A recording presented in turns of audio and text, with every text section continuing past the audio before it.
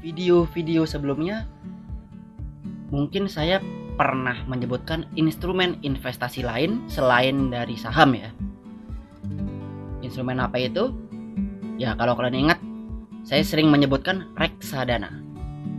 Di video kali ini, saya akan sedikit menjelaskan mengenai reksadana dan juga memberi gambaran serta jenis-jenis reksadana yang ada di Indonesia.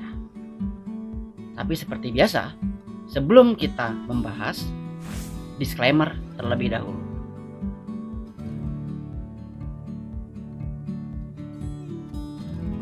Oke, kalau udah dibaca, kita lanjut ya ke pembahasan.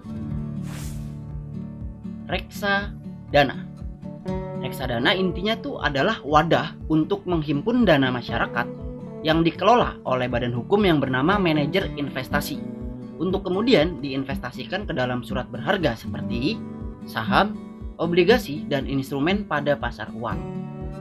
Gambaran mudahnya seperti ini ya terkait dengan reksadana.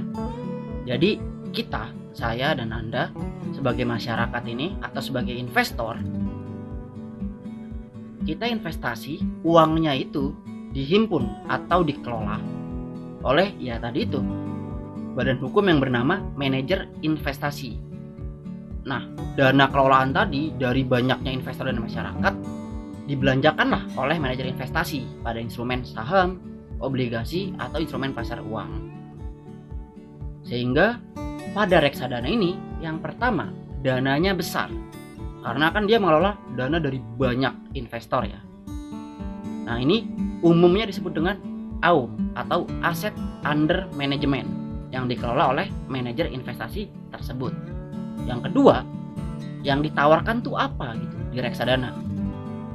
Karena kalau misalkan pada instrumen saham ya, itu kan yang kita perjualbelikan adalah lot, lembaran saham ya. Kalau reksadana itu yang kita jual belikan adalah unit namanya. Sehingga berbeda dengan saham ya. Kalau saham itu masyarakat atau investor membelinya lot, sedangkan pada reksadana membeli unit pada reksadana tersebut. Nah, selanjutnya jenis-jenis reksadana. Per tanggal video ini dibuat, secara umum ada 4 jenis reksadana di Indonesia. Yang pertama adalah reksadana pasar uang. Nah, reksadana pasar uang ini resikonya kecil. Kenapa? Karena instrumen pada reksadana pasar uang ini diantaranya adalah deposito, kemudian sertifikat Bank Indonesia, kemudian surat berharga pasar uang, dan juga instrumen pasar uang lainnya yang di bawah 1 tahun. Jadi surat utang yang di bawah 1 tahun lah. Sehingga resikonya kecil. Nah, untuk gambarannya seperti ini ya. Ini saya pakai contohnya dari platform Ajaib. Dapat promosi lagi nih Ajaib, tapi it's okay. Oke, jadi buka platformnya Ajaib, lalu kemudian pilih cari dan pilih bagian reksadana. Nah, nanti akan ditampilkan reksadana pada pasar uang, karena kita kan bahasnya pasar uang ya. Pilih bagian pasar uang. Nah, di sini bagian kiri ada minimal investasinya berapa. Lalu tengah itu ada AUM yang tadi saya bahas. Semakin besar aset under manajemennya, berarti banyak investor yang percaya pada manajer investasi tersebut. Lalu selanjutnya di bagian kanan ada return 1 tahun ke belakang. Jadi supaya kita dapat gambaran lah atau bayangan returnnya. Nah, scroll ke bawah. Di sini saya ambil contohnya reksadana pasar uang dari manajer investasi Shailendra Dana Kas. Karena minimal investasinya hanya 10.000, kita udah bisa investasi. Kemudian aset under manajemennya atau AUM-nya sebesar 5,67 triliun. Sehingga besar ya, berarti banyak investor yang percaya kepada manajer investasi ini. Selanjutnya return 1 tahun lumayan oke lah, 3,9% dibandingkan dengan yang lain-lain 1,2 atau 3,5. Dan tapi ini cuma contoh saja ya, bukan ajakan menjual atau membeli. Ini cuma contoh. Nanti silakan kalian cek masing-masing, cek sendiri. Ini hanya contoh. Selanjutnya klik Shailendra Dana Kas, maka akan ditampilkan seperti ini. Nah, ini bisa dilihat ya. Yang di atas ini adalah harga per unitnya, yaitu 1.553. Dan tiap harinya harga ini berubah loh. Jadi belum tentu besok sama, minggu depan sama, bisa berubah. Nah, mengapa tadi saya bilang resikonya rendah pada reksadana pasar uang? Bisa dilihat grafiknya naik terus. Bahkan saat Covid 2020, di saat harga saham segala macam pada anjlok, dia nggak mengalami penurunan harga, harganya naik terus. Sehingga resikonya tergolong rendah kalau kita mau investasi di reksadana pasar uang. Namun ya itu, returnnya juga kecil. Nah, selanjutnya kalau kita scroll ke bawah, kita akan lihat yang lebih detail, yaitu komposisi reksadananya. Nah, seperti yang tadi saya bilang ya, reksadana pasar uang kan pada deposito dan juga surat utang di bawah 1 tahun. Maka ya komposisi bisa kita lihat pada Bank Victoria, lalu pada deposito Bank Sulteng, Bank Sulut Gold, lalu Bank Nagari. Kemudian kita klik bagian keterangan kalau mau dapat info yang lebih detail. Nah, di sini ada info yang lebih detailnya lagi, bahkan dengan fee-nya berapa sih transaksi di manajer investasi ini. Dan perlu dicatat, kalau kita mau benar-benar mengetahui lebih detail lagi, itu ada yang namanya prospektus dan juga fund fact sheet.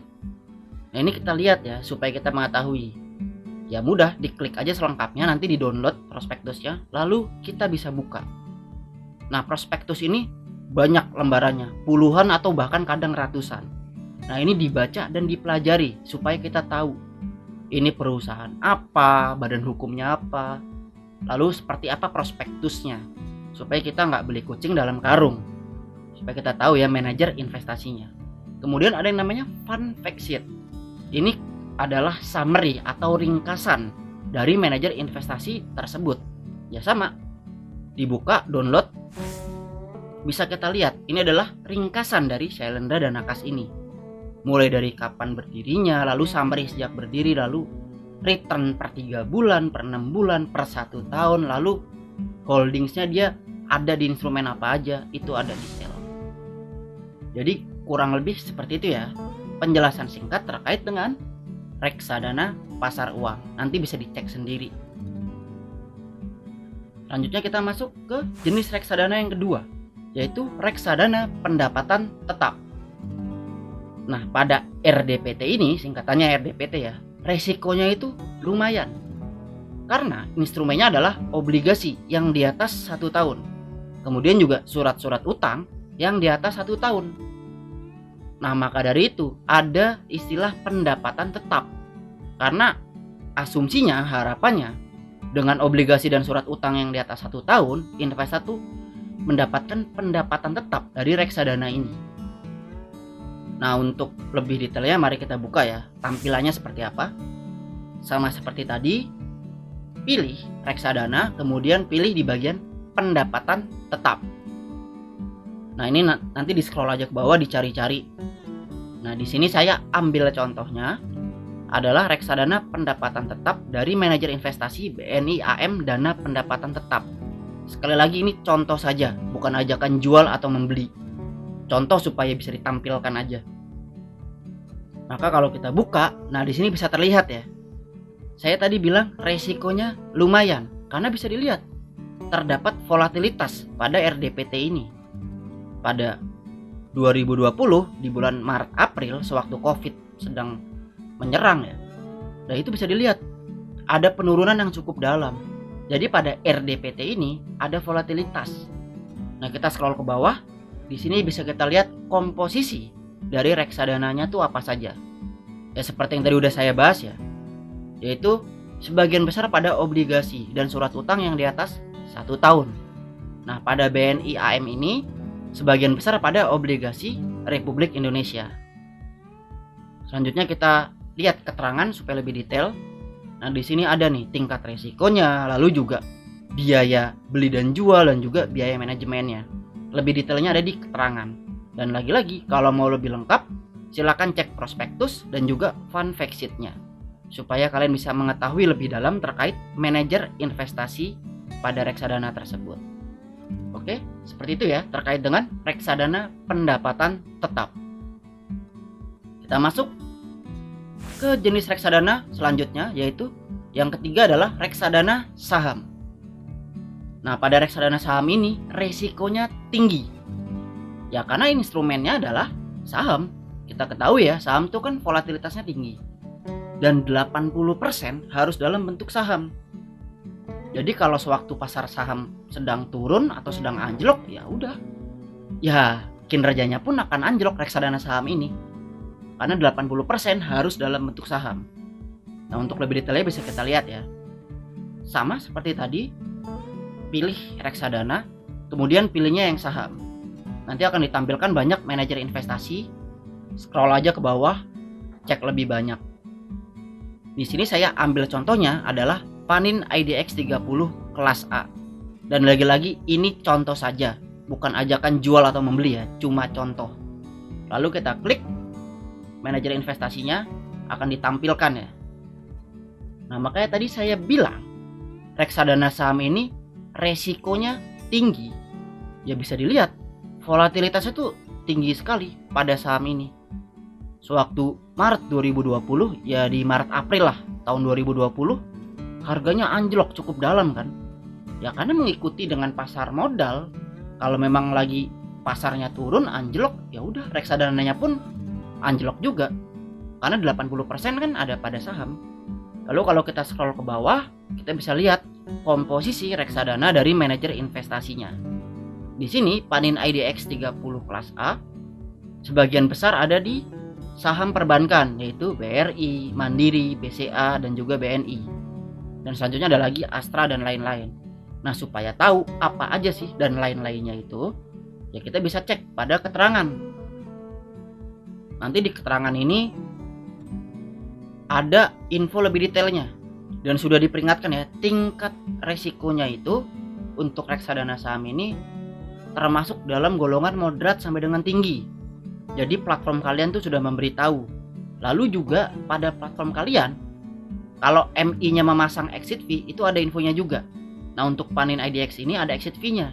Kalau kita megang 0-6 bulan lalu kita keluar, misal baru megang 3 bulan lalu kita jual, kita kena exit fee sebesar maksimal 1%. Kalau di atas 6 bulan, ya kita nggak kena exit fee. Dan selanjutnya, seperti tadi saya bilang, kalau mau lihat komposisi lebih detailnya, bisa cek di prospektus. Lalu juga di fun fact sheet kalau mau lihat summary atau ringkasan secara ringkasnya terkait dengan manajer investasi reksadana tersebut.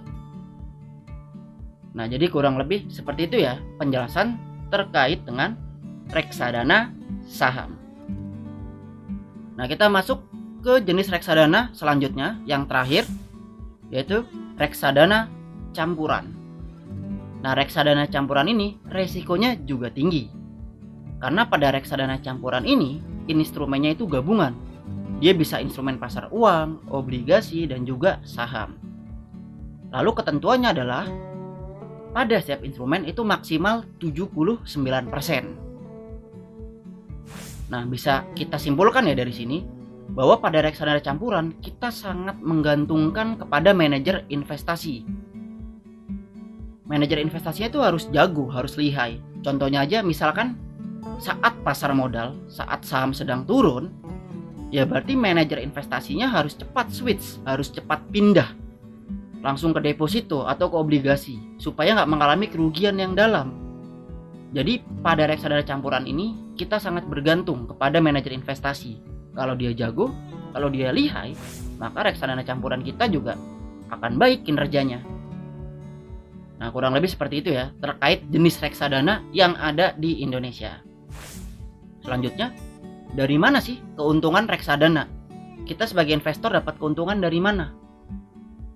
Nah, keuntungannya adalah dari capital gain atau dari kenaikan harganya. Ini saya ambil contoh, bisa dilihat ya. Dari mana capital gain-nya? Saya ambil contohnya Shalendra Dana Kas. Di sini, tahun lalu, sewaktu Maret 2022, harga per unitnya adalah 1.495.